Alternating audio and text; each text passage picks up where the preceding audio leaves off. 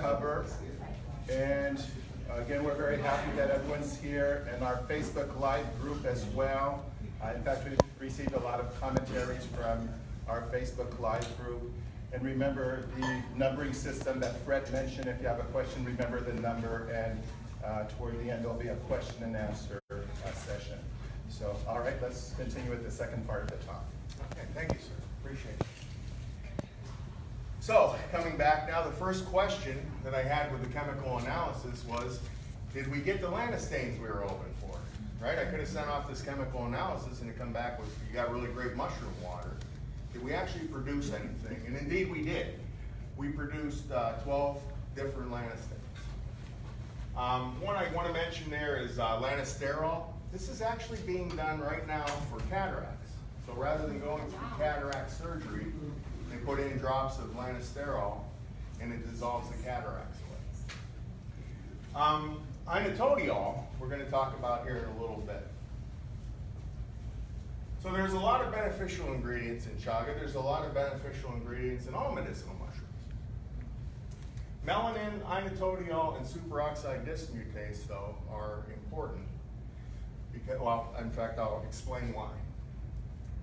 First, let's say that chaga is an adaptogen, and there's some very complicated definition that actually adaptogen made it an easier word. But basically, it's a host-mediated response, I believe is what it says. Or when you take it, it has the ability to either ramp up your immune system if it's not performing, or if your immune system is overactive, it can actually bring it down.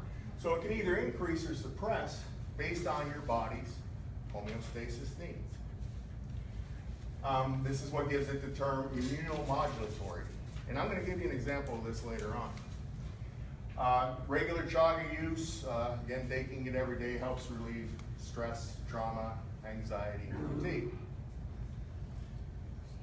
Chaga has the highest, and I will say it again, chaga has the highest amount of superoxide dismutase.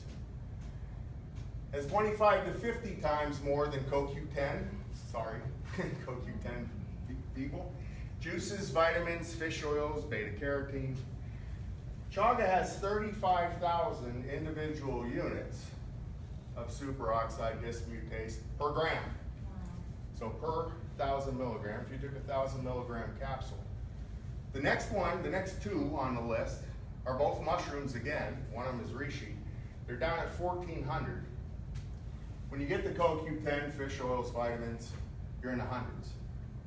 So there's a big gap, 35,000 all the way down to 1,400 and into the hundreds. This is by far. So why is superoxide dismutase, why is that important? It is produced by the body, although it sure does help to supplement it, particularly in stressed conditions, stress like our children and that. So where normal antioxidants, you may take vitamin C or some of these other things, fish oil and that, can absorb one electron, a free radical or a reactive oxygen species.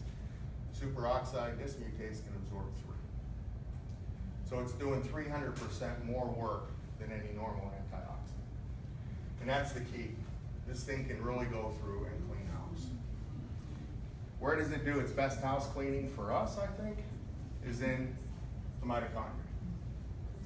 It will actually penetrate the cytoplasm or the cell wall into the cytoplasm, and it helps remove the junk or the waste of the mitochondria so that it can perform better, and at the same time it will actually bring in some good nutritional benefits, as we'll see later on. But cleaning up free radical scavengers, there's nothing better than superoxide dismutase. Melanin is what gives chaga, I'll grab that piece again. Chaga, its dark color. This is why it's black on the inside, and when you come up and look later on, the inside is dark brown. So it's full of melanin. Now melanin is critical at the beginning of human life. Again, remember we share 30% of DNA. If you've ever seen a embryo at the 4-week period inside of the mother's womb, you'll notice there's somewhat of a head and limbs starting to form. Then there's these two 100% spheres of melanin that are always there, black, pure black spheres, 100% melanin. those are going to become your eyes. It's melanin that is your pupil, for example. So your eyes actually start off with as 100% melanin spheres. There's also a black streak known as the melanin streak that goes on to help with the central nervous system. Melanin can also be an antioxidant, but where it does its work is at the gene level. It's genoprotective. It protects the genes from oxidative stress. It'll actually repair DNA. It absorbs light, much like chlorophyll in plants. So we absorb the light and it becomes vitamin D. Melanin sets itself apart, or chaga sets itself apart, I guess I should say, with melanin, is it's the only mushroom that has this amount as well. It raises interleukin-6 and interferon gamma. It basically, it can either turn on or turn off your immune system. The polysaccharides that are in chaga, and there's many, polysaccharides fall into three different categories. You have storage, which is like starch, glycogen in your liver, for example. So if your liver wants to store some sugar up for a rainy day, it would form it in glycogen. There's structural, which is known as roughage, or it's the cellulose, the part that gives the mushroom body and strength to build on. Now, we can't digest cellulose, but doctors will still tell you to get a lot of cellulose in the form of roughage to help clean your system out. What we're interested in is the immune polysaccharides, and there are many. They're known as the sugars that heal. Also, the 8 essential monosaccharides. So these are the 8 essential things that you've heard about. We used to get a great deal of these hundreds of years ago before we started putting hormones in our chickens and plants and carrying around radiation, cell phones to our head, and all these ways. But what we used to eat was a lot healthier for us and a lot less hormone and filler and processed foods, the different wheats and the way that they're doing it. Even orange juice is actually now, instead of pressed, they throw in bacteria and it decomposes it, and we drink what's remaining, is orange juice. So the 8 essential monosaccharides are there. So it's like taking a step back in time and getting those same things that our bodies were actually based on needing and requiring. The long chain sugar molecules, again, the sugars that heal, it's very important. This is for your immune system. Now, the most famous one of these polysaccharides is beta-glucans. Everybody's probably heard of beta-glucans. And they're definitely for immune deficiencies as well as an anti-allergenic. Chaga water extracts work on humoral immunity, not cellular. So you're not going to see it produce white blood cells or natural killer cells directly. It produces and helps promote B lymphocytes, macrophages, things that actually promote and tell and direct. They're more of the chiefs, if you will, directing the immune system rather than being the immune system. Inotodiol gets its name from Inototus obliquus. This is what it's named after, is the chaga mushroom. It is actually a phytosteroid. So again, we're getting into these steroid likes. And again, we have 12 that we extracted. Is that enough? We can certainly add more. It's a strong anti-inflammatory that's unique to chaga. So you won't find it anywhere else, naturally. It does a lot of antimicrobial or gut regulating, does a wonder on E. coli and yeast and things like that. Anti-mugenic, antioxidant. The anti-mugenic effect, it inhibits, and if you will, we're going to step out for a second, cancer is an mugenic cell, it's a mugenic cell disease, where typically these cells are dividing and growing without this programmed cell death, apoptosis. So they're not told it's time to die, so they just keep going. That's activating by caspase 3. It's just a technical term for it's time to die, programmed cell death. Chaga or inotodiol has a strong activity against both types of flu virus A and B. The polyphenols in chaga are more powerful than you'll find in vitamin C, vitamin E, or the carotenoids, any of the carotenoids for that There are 5 types of polyphenol. So the top 3 are very common. Flavonoids, polyphenolic acid, and tannins. You can get out of other mushrooms, you can also get out of other foods. The 2 that are rare are the stilbenes and the lignans. Now, if you remember, I'm going to jump to the bottom real quick. Resveratrol. You remember that craze here a couple of years ago? That actually is a stilbene. So you could either eat 10,000 grapes or you can take chocolate. Yeah, you'll get the same amount. The one I want to point out is polyphenolic DBL. So DBL is a dibenzenine, really long word that there was no sense repeating. It restores oxidative stress tissue. So if you look at what we have so far, we have something that's going to fight off and absorb and get rid of any oxidants that we put into our body, that we eat, that are present in our blood. We have something that will actually go and remove it from the tissue. And now we have something to actually repair the tissue. So we actually have all 3 phases of healing in one mushroom. It reduces the inflammatory mediators in multiple sclerosis. This is a study, and there's several studies on this that you can read online. And again, we've talked about respiratory, whatever that word is. I think all this stuff. Okay, so lupiol and betulinic acid are actually the precursors of betulin. So betulin produces both lupiol and betulinic acid, and it's unique to chaga and the birch polypore, which we'll talk about next, because they grow on the betula tree or the birch tree. So you won't find this in other mushrooms, only because, unless they grow on a birch tree, obviously. Chaga is a dormant perennial. So what's that mean? As the tree goes dormant, the mushroom goes dormant. It doesn't fall off like other mushrooms. It's not something that comes back every year. This stays with the tree for up to 80 years, for the entire life of the tree. Wow. So as the tree wakes up in the springtime, the chaga wakes up in the springtime. It's useful against eczema and psoriasis. There's several studies on that. There was, my sister Yvette actually is doing the same extracts that we're able to do, or we're doing here.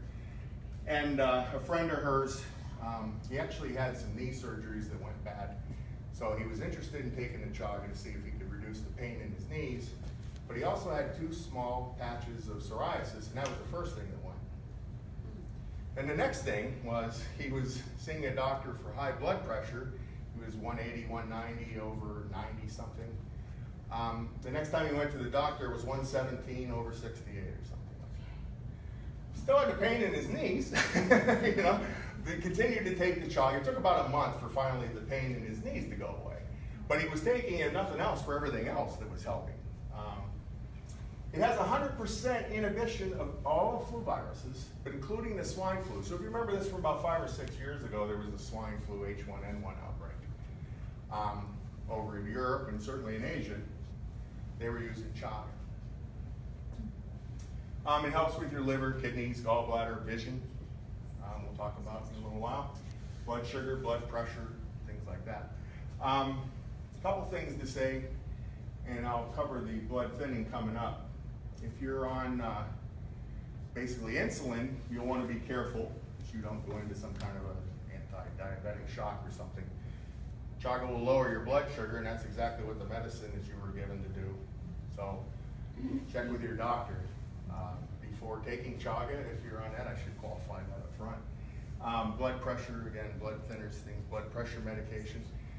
If you're taking medication to reduce your blood pressure and chaga reduces your blood pressure, you don't want to have 0 blood pressure. So again, check with your doctor, and that's a bad thing. It's not very healthy. Chaga has this unique peptide. It's tryptophan, glycine, cysteine. And this is the blood thinner part, it's a tripeptide molecule that reduces platelet aggregation. Everybody goes, yeah, what's that? So when you get cut, and there's a hole, if you think a cut across your vein and you're bleeding, there's platelets in your blood that pack that hole from the inside. But those platelets can also kind of stick together as you're going through life.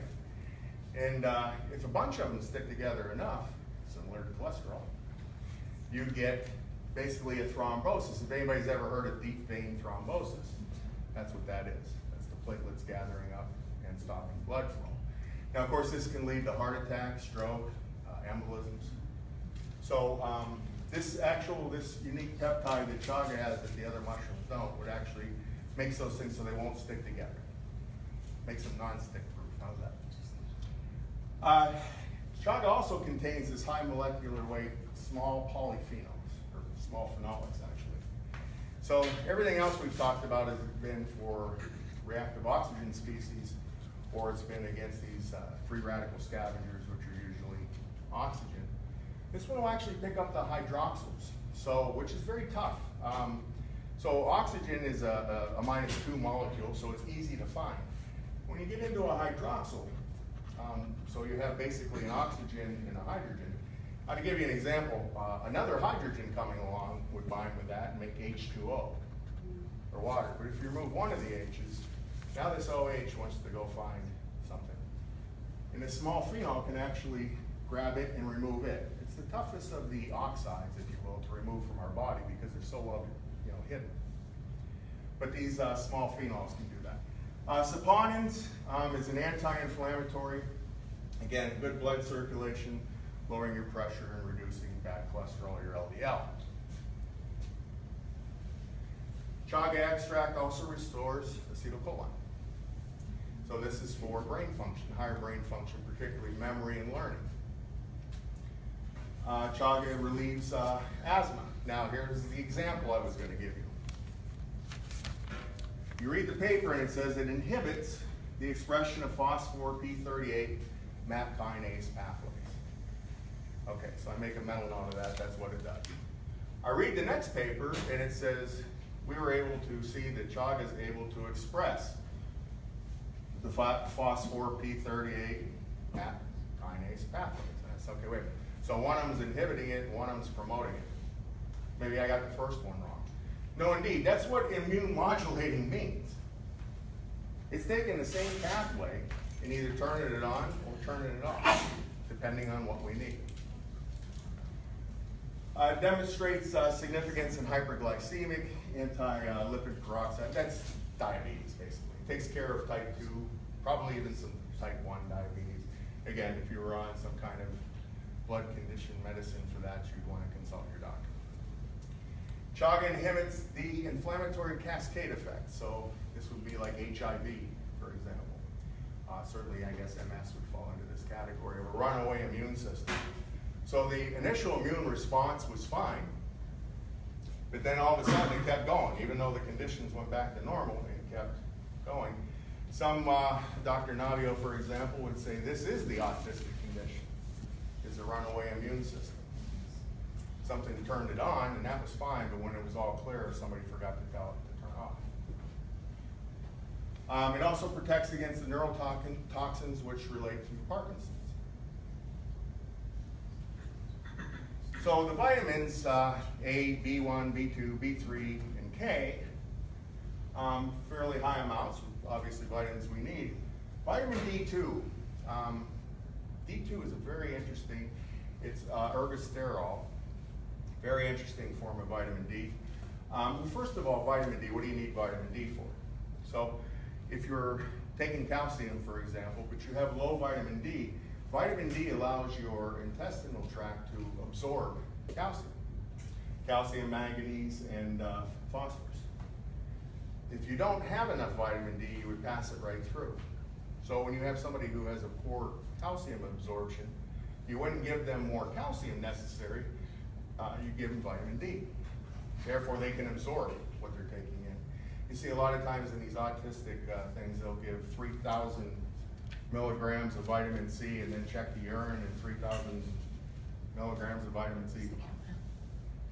So obviously there's an absorption factor. Hopefully it's chaga, it's one of our goals here, it will help that. D2 is a precursor to D3, but D2 is certainly the most powerful of the D vitamins. Minerals found, obviously your copper, your zinc, your iron, your manganese, magnesium, selenium, cesium, phosphorus, chloride, sodium. These are all minerals that we need in our body anyway. So if anybody takes a multivitamin for vitamins and minerals. If you just drink chaga or take it in some form or fashion, it provides the same thing. Chaga contains over 215 glyco and phytonutrients. I am not going to list them here. There's been a great deal of research done. I would be remiss if part. Ways that chaga fights cancer, boosts the immune system. Again, it promotes, it doesn't produce, but it promotes these natural killer cells, apoptosis, programmed cell death. The meiotic index is basically when you're looking at cancer and you see how fast it's spreading or growing, that's called mitosis, the ability to divide and reproduce yourself very quickly. Everything that experiences mitosis has a meiotic index. So that's a number you're assigned to tell you how aggressive this is going. Chaga will reduce that number, and also it eliminates the cellular proteins. It has an anti-geneogenic response. That's more when the cancer is reaching out trying to find a blood supply and nutrients. It actually, well, it's a pretty interesting paper to read. There's actually a chemical response that cancer usually gives out that things can detect. It also decreases vascular endothelial growth. So what does it do? Chaga gives cancer cancer. I mean, that's effectively it. So there's been many studies and treatments. Here are the ones listed here, certainly melanoma. Leukemia one is a very interesting study if you can get your hands on it, about from 1950, 1952. And what they found was after taking chaga, probably the inotodiol, went in and actually digested the nucleus of the cancer cells. So if you really want to kill cancer, digest its nucleus. I mean, that's a good way of stopping it from growing. All your carcinomas, melanomas, lymphatic, so on and so forth. So a lot of cancers on the chaga list. Now, if you go into Google, Yahoo, Bing, I'm not sure of all the search engines anymore, and type in mushrooms as medicine with Paul Stamets. You want to watch the whole thing, go to the 9-minute and 15-second mark. And he talks about his mom's breast cancer recovery using turkey tail. Paul isn't here, so I'm going to steal his thunder. His mom she called him up one day and said, Paul, my right breast is 5 times larger than my left breast, and it's starting to break out and bleed areas. He said, Mom, why did you wait so long to tell me? Took her to the doctor. And in the process, the doctor said, you know, if there was a way we could find to help you boost your own immune system, you might be able to, you know, not necessarily beat it. Obviously, this is a stage 4.5. I mean, it was, you know, pretty much metastasized through her body. And the doctor said, there's a interesting thing, I don't remember where I saw it or where it was, but there's a guy out there who's doing medicinal mushrooms, and he's talking about using his turkey tail against breast cancer. And she said, yeah, that's my son standing right here. And he said, well, geez, you ought to try it. And he said, for 35 years, I've been trying to get her to use medicinal mushrooms, and she wouldn't do it. But the minute that the doctor said, yeah, that's a good idea, boy, she was on it. You have to watch this video because a few seconds later, his mom calls in. 5 years later, complete remission. She totally recovered from breast cancer, even from that severe state. So kind of a summary, we'll begin our summary coming down off of chaga. Obviously we talked about the 8 essentials, the antioxidants, the superoxide dismutase, the saccharides. Basically we're protecting the entire body from free radical damage, promoting cellular respiration and proliferation. And it helps regenerate cells, certainly in the, restores damage or repairs, if you will, damaged cells, even the DNA and even in cross-linking or missing portions, it can help repair. Promotes the growth of healthy cells, and again, assists in the repair of damaged cells. Boosting the immune system or improves disease resistance.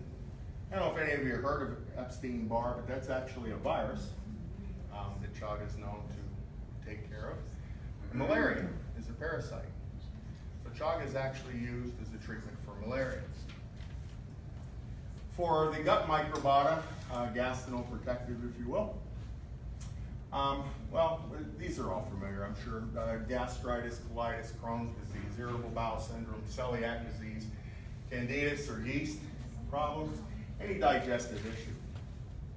Chaga is very good, well prepared to help you get over, recover from. Musculoskeletal, so this is effectively me. When I first started doing Chaga, I always, no matter what I'm going to give my son, I always take a much higher dose than he does. And he can't talk, so if it's gonna give him a stomach ache or a headache or something that he can't tell me.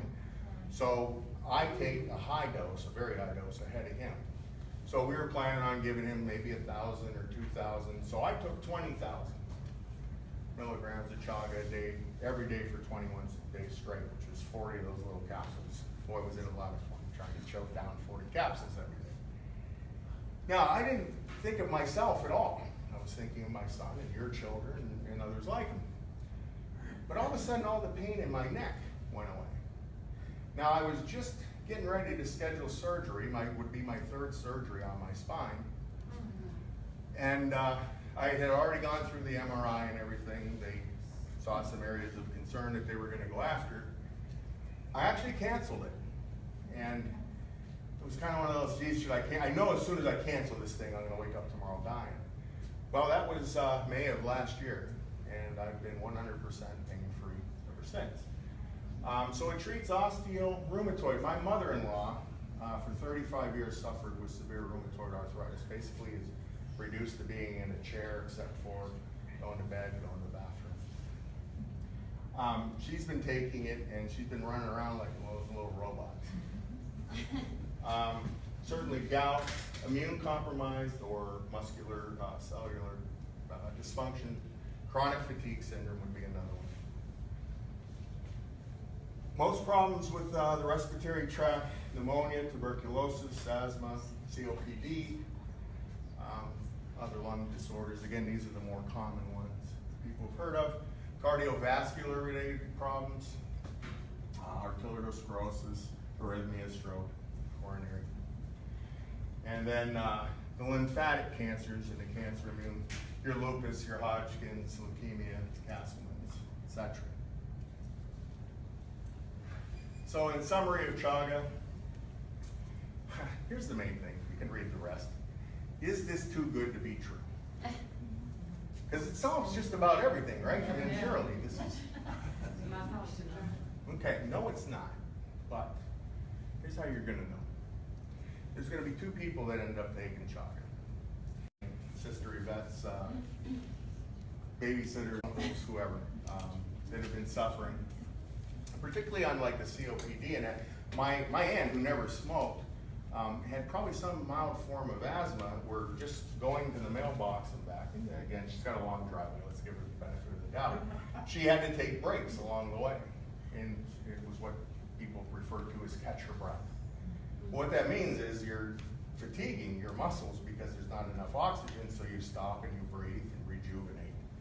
Well, now she can walk out, get the mail, and come back without stopping. What she was trying Chaga for was bursitis in her shoulder. It also, she's been on digestive pills, I think she calls them. It's probably the purple pill, whatever that's called. I have no idea what. But anyway, she's always suffered from these mild food sensitivities her whole life. If she would eat, she's like, oh, I'm hungry, I want to eat, but I know I'm going to get sick, or I'm going to feel sick. She hasn't had that since. She hasn't taken one of those pills since she's tried it. So there's a lot of things that Chaga can do. There's a lot of evidence. This is your first class of people will be like myself. You take it, and it provides something in a very short order, results. So I have a headache, I take aspirin, I get a result. My headache goes away. If your condition isn't resolved right away, though, that's where you find people say, I tried and it didn't work. No, I guarantee you it's working. You don't end up with that amount of superoxide dismutase, those vitamins, those minerals, that melanin, inotodiol, and that it didn't do anything for me. Well, yes it did. Has anybody ever heard an apple a day keeps the doctor away? Yes. Okay. Does anybody here eat apples? Probably about all of you. Does everybody eat an apple every day? No. Now, why not? Are you trying to keep your doctor in business? Oh, no offense. Yes, we want to keep our doctors in business. Sorry about that. No, it's because it's impractical to eat an apple every day. Even apple farmers don't eat apples every day, right? I mean, sooner or later you get sick of them. But you could eat apples or take certain echinacea or whatever these drugs in it. If you feel a cold coming on, or you feel flu, or you just feel run down or tired, that'll be the second class of people that take chaga. Like, okay, well, I have this chunk, I'm going to save it for a rainy day when I start feeling a little low. Those are the two that will take it. And I guarantee you, if you see the results like I have, then I'll never go a day in my life for the rest of my life without it, because I don't want to experience the pain and the suffering that went along with it. My mother-in-law, the same thing. These other people that have these other conditions. Now, I do have a friend of mine in Texas. His wife was the same category. She always had a nervous stomach, but it wasn't a big deal. Then she started a new job. And it was getting to the point where she was getting very sick after eating. So she took and made just the tea, did it for a couple weeks. It relieved her symptoms right away. And then after a couple weeks, she ran out of it. She was going to call and see if she could get more, but then she realized she didn't need it. So in some cases, it actually fixes the problem permanently. Psoriasis, that one psoriasis study, there were 50 people in the psoriasis study. The minimum, now this is severe psoriasis, but the minimum was 6 months. So you have to really be committed to take something for a long period of time, not seeing the results, especially us nowadays. I want to go through drive-through and get my results, right? I'm having a heart attack, I'm going to go through drive-through and have my heart attack go away. 6 months was the minimum. 2 years was the maximum. Now the good news is the psoriasis went away permanently. Some actually came back, but they took the medicine again and basically run away for good. So I wouldn't give up on this right away. Say, man, I tried it 15 minutes ago and I don't feel any different. You may want to try at least 3 months for any condition that you're trying to deal with. So this is kind of the next thing. We're going to come off with chaga. This third portion is very quick. It's about 15 minutes. We're going to cover the other mushrooms, reishi, lion's mane, birch polypore, just a couple slides of each. And I also have a couple I'll mention at the very end. And then we'll discuss, do we have enough for people to try? So the birch polypore, again, Cryptoporus betulinus, grows on birch trees in the northern climate. So we won't find it here in North Carolina. So where chaga every year gets its fresh dose of betulin because it's always hanging out on a tree. And every year when a tree starts producing betulin so it can grow, chaga gets saturated with it. Polypore falls off every year. So the polypore isn't getting this accumulative effect, but what the effect is it's higher in lupiol, which we discussed earlier. So in some cases you may actually want to take the birch polypore over the chaga if you're looking for the effects of lupiol. The birch polypore is great for wounds. It'll stop bleeding. It's a strong antiseptic, antibacterial.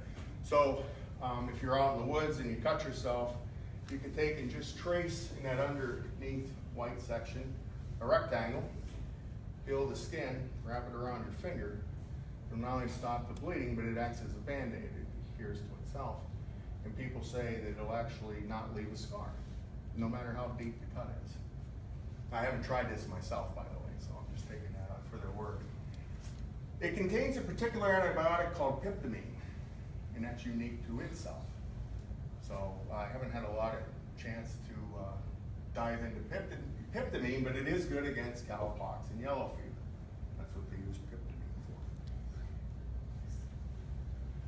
for. Birch polypore, again, it forms on the tree, it spores, it dies every year. Occasionally, it has a bout of Alzheimer's and it forgets to do that, and it'll overwinter. So sometimes you'll see the same mushroom go from one year to the next, but it's rare. It's a strong anti-inflammatory, and it is unique. It has this teraxsterol. That's only found in the birch polypore. And once again, I haven't had the time to really dig into research behind it, I'm sure there's a lot though. It was the other mushroom that Ötzi had with him. So Ötzi the Iceman, 5,300 years ago, when he passed away, he had chaga and he had birch polypore. Now, he also, when they did his 5,300-year-old autopsy, found that he had ringworm. That's probably what he had, the birch polypore. He was probably trying to treat the ringworm that was in it. So here's your lupiol, anti-inflammatory primarily, works with the interleukin system. So if for some reason we've found that especially interleukin-4 is the culprit, Dr. Corbier may decide birch polypore is your way to go. So reishi is known as the mushroom of immortality, Ganoderma lucidum, Ganoderma tsugae. Ganoderma lucidum is also called, I hope I pronounce this right, Lingji. It's found in Asia, but it can be grown here. So you can buy plugs. And anywhere you see Ganoderma tsugae, you could drill a hole, put a plug in, and you'll get Ganoderma lucidum to grow out of the same tree. So though it's predominantly in Asia, it can be grown here. Reishi typically grows on hemlock trees and stumps. So the dead trees typically is where reishi forms. Both have very similar medicinal properties, so similar that we're not going to really distinguish them. I did buy some plugs. I am growing some out in the woods. I'll probably combine them. But then I went and researched a little bit deeper and found out they're pretty much the same thing, just one's from Asia, one's from here. Unlike either chaga or birch polypore with the betulinic acid, reishi has ganaderic acid, which has a molecule very close to steroids. So once again, we have found another mushroom that is very steroid-like. So we could add that to the 12 chagas, and we'll have an additional one that's trying to help us out. It was first written about 2,500 years ago in Chinese medical literature as the elixir of life. Again, there was no Walgreens or CVS. They were responsible for producing their own medicine. Reishi was considered a very good medicine and helped extend your life. Here's what we're going to use it for, at least with my son. We have a tough time getting him to sleep, and then once he's asleep, we have a tough time keeping him asleep. So I actually extracted some reishi. We did the water extract like I told you guys about. And I took some the first night, and I got very, very, very tired. I had to go to bed immediately after. So we did an extract that was able to produce 2 pint jars. So from the first pint jar, we started giving it to my son instead of clonidine. Sure enough, he went to sleep and he slept all night. Okay, well, was that a fluke? Let's do it on night 2. Night 2. Went to sleep, slept all night. 3, 4, things are going great. I think we found something natural to replace a drug. By about day 7, day 8, it was a little tough getting him to sleep. Day 9, he woke up in the middle of the night, couldn't get him back to sleep. Day 10 didn't really seem like it was working that much, and I said to my wife, try the other container. So she pulled a sample out of that and gave him the following night, and he went right to sleep and slept all night. And I said, crap, okay, so this stuff oxidizes. Mm-hmm. Well, some experiment I'm running now, does anybody know the only food in the world you can eat that doesn't rot, doesn't oxidize? Honey. Honey. So right now, we're doing extractions using honey. Now, not the extract itself, but taking the water, and then as it's cooling down to about 105 degrees, mix in about 2 or 3 tablespoons of honey. Now we're hoping the honey will not only encapsulate the reishi, but also prevent the oxidation that's happening. And hopefully you can get a water extract to go longer. But that doesn't necessarily mean it's going to work, and what can you do now? Again, you can find Ganoderma tsugae probably on your way home. If you got out of your car somewhere along the woods, you can probably find it. It's very common in this area. And say you're interested in trying to get your child to sleep, I would do just like the chaga, break off a little piece and just make small amounts. Make 1 coffee cup worth. That would last you probably the whole week. You want to make things that are going to last a week or less. We know it oxidizes after a week, so just make small amounts. Now, it would make you do this every 2 or 3, let's say twice a week, you would have to wake him up. But your child will sleep and he'll be very calm. You could even try low doses, which is what we're going to do next during the day to prevent the hyperactivity and the ADHD type responses. The honey may work though too, so we're still, that's something that we're looking at. Reishi in particular, it's good to detoxify. It's very good for liver health.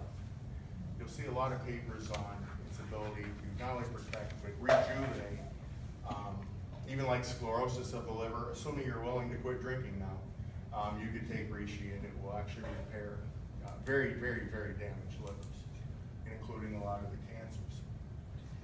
Very successful for treating Lyme's disease. So my neighbor, Ronnie Morrison, and I were out hunting mushrooms. We got some lion's mane, some tsugay. That night he went to bed. At 2 in the morning he woke up and he felt something on his neck and he went in and looked. It was a tick.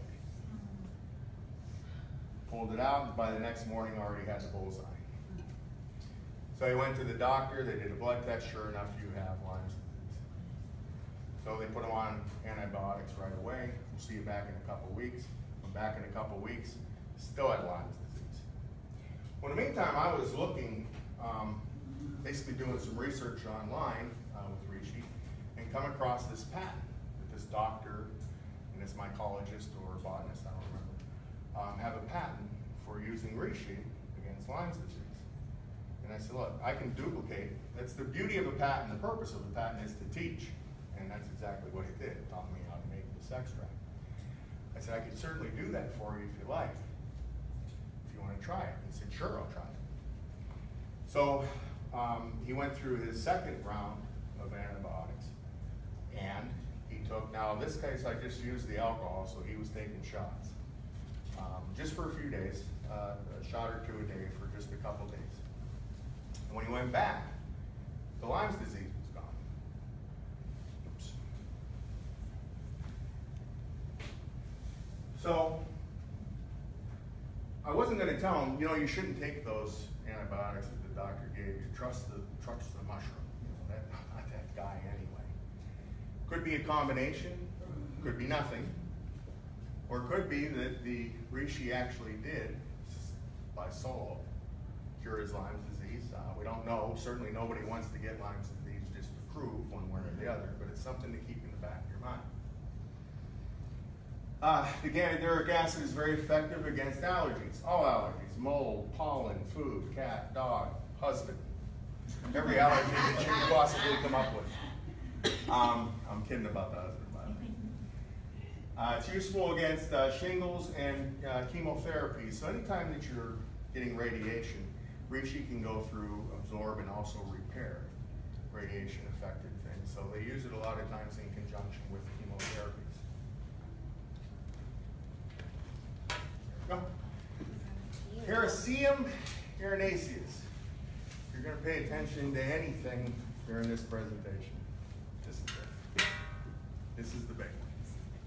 It's called lion's mane. It grows here locally. You can find this out in your own woods.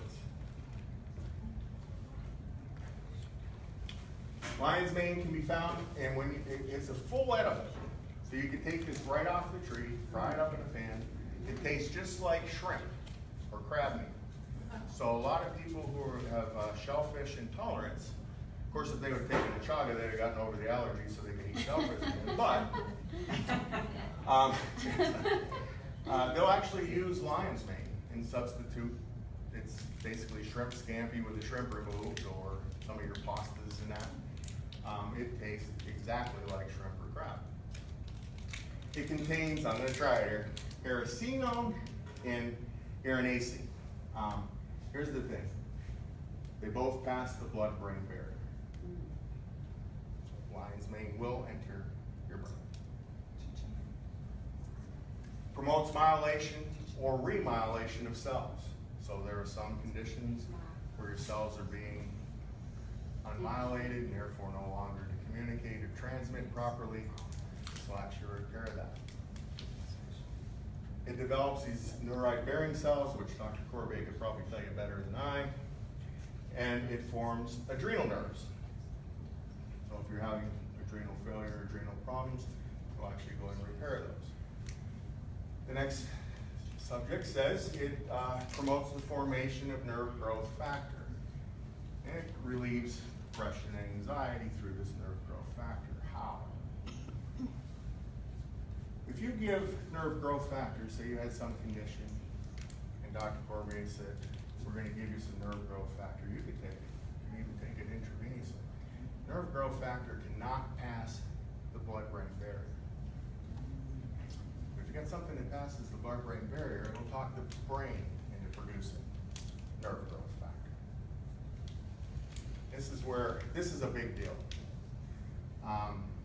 Part of me wish I would have started with this, although I think there's a reason why I started with chaga. I think for myself, I needed to be convinced that mushrooms are going to work. And I was definitely I would be your hardest critic as far as these holistic treatments. But this is going to be the next one that I focus on. And maybe I'll come back in a year and tell you everything about lines, man. But this is a big deal. It's currently being studied for Alzheimer's, multiple sclerosis, a lot of neurodegenerative diseases. May of 2017, the paper demonstrates that it'll reverse mitochondrial dysfunction. It does that by reversing the decreasing levels of mitochondrial respiration. Again, in the brain or in the body. So if you ever heard of mitochondrial disease, this may be the answer. It does this by a marked increase of respiratory chain or the electron transport chain, complex 1, 3, 4. Obviously, the result would be a higher amount of ATP synthase to your complex 5. This is a big deal. This could be a game changer.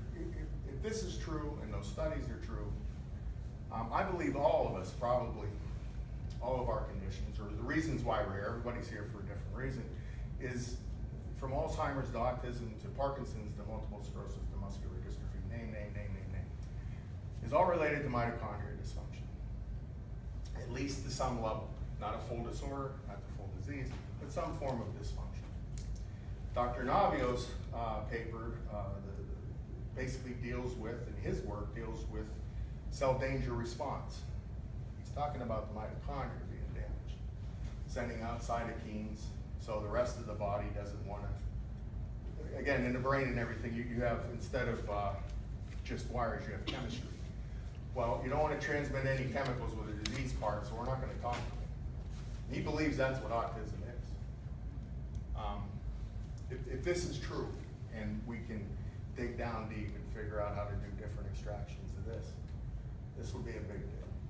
And again, I wish I would have started with this, but I also understand why I didn't. We'll go through some local edibles here. The turkey tail, Trametis versicolor.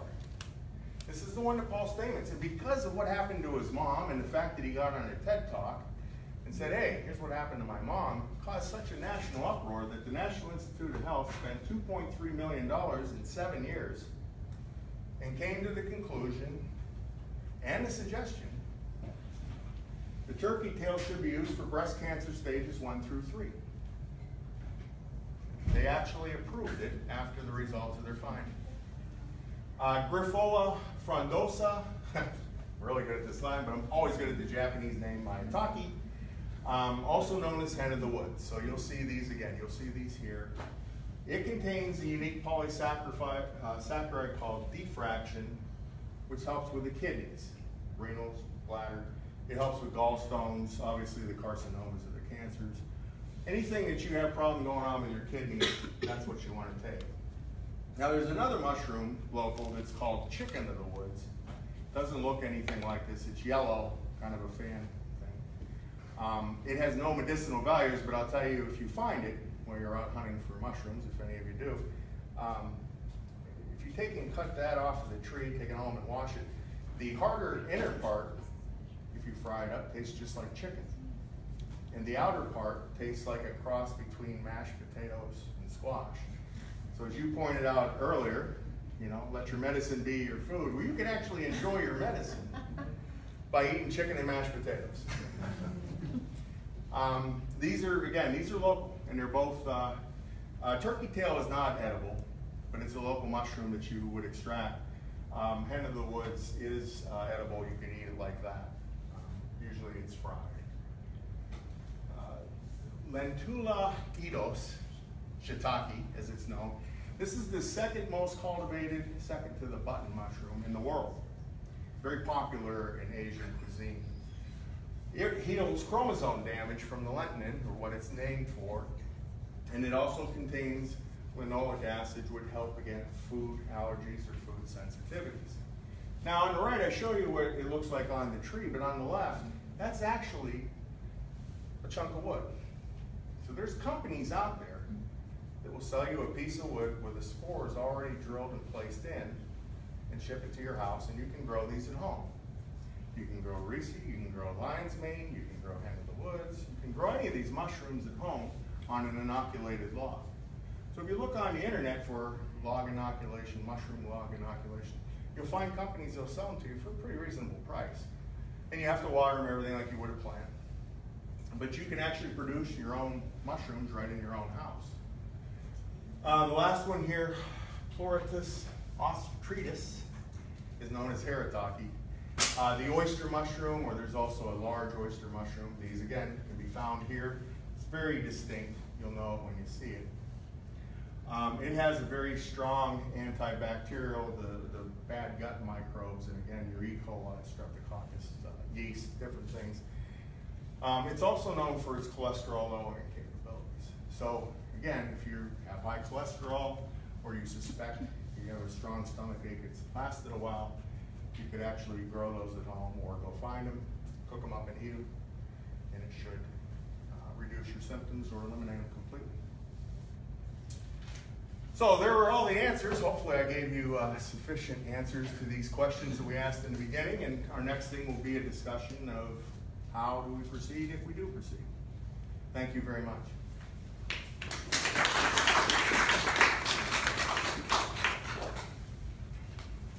I think there's time for a few questions for Fred. Sure. Fred, I'm really interested in your reishi sleepy concoction that you made for your son. My son is a terrible sleeper. Can you walk me through maybe like the size of the reishi sample that you use? You boil it like you do the chaga. Sure. And you said about a coffee cup size. Yeah, so Produce. what you're going to want to experiment a little bit. I think we were using 20 milliliters. So there was a, so I got one of these. You could get these for free at CVS. Of course, I put everything in the world on top of it. Yeah. So this is the 20 milliliters. So if you go to CVS, actually this is a 10. If you go to CVS, they'll give you these for free. So I believe it was 20, but I can certainly check to make sure to get back to you. 10 may be enough. How old is your child? What weight? He's 4.5. Oh, yeah, I would probably 10. stay on the bottom end of 10 even, possibly. Of course, we could consult our doctor here. Yes. But anyway, so if you look at it, Yeah. a shot glass is 30, 30 milliliters in a shot glass, which is known as 1 fluid ounce. So a shot glass would be potentially 3 doses. That's what I'm saying. So it's a very small amount. The reishi, again, like the chaga, goes a very long way. So you break off a corner, throw it into a coffee cup with a little bit of water. Probably even just heat it up in the microwave ahead of time. When it comes out after it's at rolling boil, throw it in there. Yeah. The problem is you want to try to keep that heat source going to it for probably, for that small amount. It'd be something you'd have to experiment with for the small amount, but let's just say an hour to 2 hours. That's what we've always done. Could I concoct it the same way you recommended chaga tea? Absolutely, that's how I did it. Okay. I don't have a microwave, so. Okay, great. Microwave. Good for you. I mean, you don't have a microwave, I applaud you. If it wasn't for the microwave, I would weigh about 100 pounds. That's the only way I know how to cook. The microwave saved my life. I even take popcorn and hold it up to my cell phone. So, Yeah, my kids are like, well, we're gonna, I said, no microwave. yeah, okay. So anyway, yeah, just low heat and put it in there. You'll notice again after an hour or two, it's gonna turn kind of a red color. Okay. And then just use one of these to pull it out and stick it into anything you want. You wanna put it in juice, you wanna put it, well, of course you can enter coffee, water. That's what, all I did was put in water. It's a little bitter, so if you find that he doesn't take it, you may wanna mix in some sugar, maybe syrup or something. You have some questions? Several people from the Facebook Live feed have a few questions. Uh-huh. There were several questions about if you have a mushroom allergy or a mold allergy. Now, I know you said that the chaga will help with a mold allergy, but some people were told that if they have a mold allergy or mold issue to avoid mushrooms. So it's kind of a catch-22. What is your experience? with Yeah, that? see, so these mushrooms in particular are different species, a different genre. Again, the chaga is 30% similar to us. The button mushroom is not. So typically you would use these mushrooms to get over your allergies. You know, just because you're allergic to a horse doesn't mean you are a zebra. Or if you're allergic to a cat doesn't mean you would be a lion, other than, you know. It could eat you. Yeah, right, a lion may eat you. Yeah, that would be an allergy and a half. But certainly you could be allergic. It is a food, so you'll want to approach this as you would anything, particularly if you have allergies. And if I had, for example, a peanut allergy, which could be very deadly, I would approach things very cautiously. But for a mold allergy that may create histamine or whatever, usually they're not fatal. But you should still approach it very cautiously. But I would look for these to actually remove or eliminate your allergies, certainly not active. Okay. The other questions we have were, is there a specific brand or company that you recommend if someone just wanted to go online and buy some capsules? And then how would they know about specific dosing? Someone said, what would be the lion's mane dosing for Parkinson's? So online you'll see typically the doses when you have a condition would be 3,000 milligrams is very common. Some will say from 2,000 to 6,000, some of them say 3,000. Very few of them say anything less than that. Again, when you're trying to stop a certain condition, if you're trying to treat something. If it's just everyday use, yeah, 500 or 1,000 would probably be strong enough. What was the first part of that? Is there a specific brand or company that you recommend? No. I'll tell you what though, you see the names that I talked to about earlier, Harrington, Paul Stamets, possibly David Wolf. They do have stores. Those are obviously experts in the industry. I would probably go there before I would go to Bob's Pharmacy online. But no, there's none. I've always done my own. So I'm not saying I have trust issues, but I wanted to see the medicine, see the science, understand the science. I'm not interested in taking something to relieve anything. I was interested in learning how we can apply this to other people. So I went off with a different motivation in mind than most people who just, I want to treat my disease. I went off, I have to learn this so that we can apply it and again, adapt the medicine to all these other children with all these other conditions. Okay. Any other questions? That's it. How about out here? Yes, ma'am. So I have a question. Is there anything to say that I can't brew some chaga tea, have it in the morning, and then saute some lion's mane mushrooms that evening for dinner? Would there be a negative reaction? Or is there Absolutely something- not. That's, Okay. so one of the approaches actually, so how could you take, let's say you have a condition where you want to take multiple. Well, you could brew them all together. But I tend to agree with your philosophy better. Reishi, you want to take at night because it's going to help you go to sleep, particularly in a higher dose. But if your child has hyperactivity, try a little shot in the morning, possibly in the afternoon. Now, do it on a day when if he does fall asleep, it's not catastrophic. But, you know, something low, 1-2 milliliters, and see if that helps keep him calm and centered and time. Yep, I give it to him every morning at 7:30, and by noon he's bouncing off the walls again. Well, guess what? We got a new dose schedule that starts at 11:30. You know, play around with it. Again, this is a food. This is like an apple or a banana or something. You can't go wrong, really. There was a toxicology study. It was 6.5 grams per kilogram. So for me, that would be 773,000 milligrams. They would consider that a high dose. I know that the test on rabbits and rats and everything equivalently would be 122,000 milligrams. We're never going to be there. So, now, again, once you prove that you're not allergic, that you have no reaction to it, feel free to play around a little bit. There's no harm. It'd be like, hey, give them a bite of apple and then a bite of banana. I'm going to look though, you're right. Once we can get a lab, this is one of my 10,000 experiments. If we combine them, because as you saw earlier, I took water and alcohol and mixed them, and I got brand new chemicals and new molecules, which I didn't expect, and I still don't know why. So basically what we want to do is take a look at something like that if we do have a lab. Okay? Have,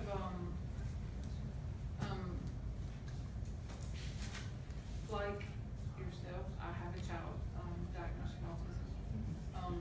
What have you seen, other than the sleep, have you seen any improvement with using the other things? I mean.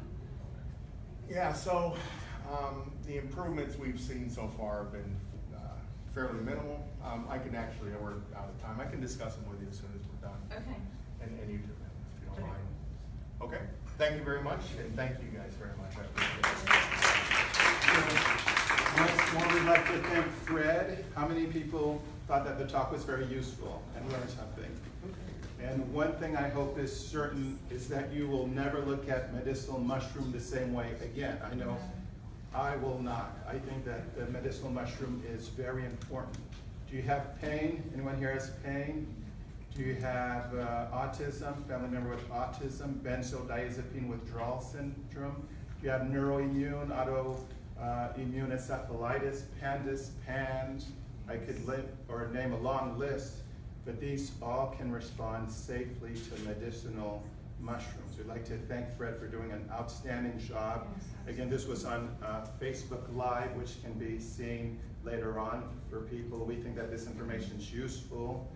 And I want to let you know that here at the Brain Restoration Clinic, we also view ourselves as a think tank. In other words, we want to look at modalities that work. It's all about the patient. And yes, I'd love to go out of business if it means that people will get some relief of their suffering. Then I can travel around the world like Fred and do other things. So, but it's all about, and Joyce, can you raise your hand? Joyce is part of our think tank as well. And one day you'll hear her story and her son Matthew, who's in the back.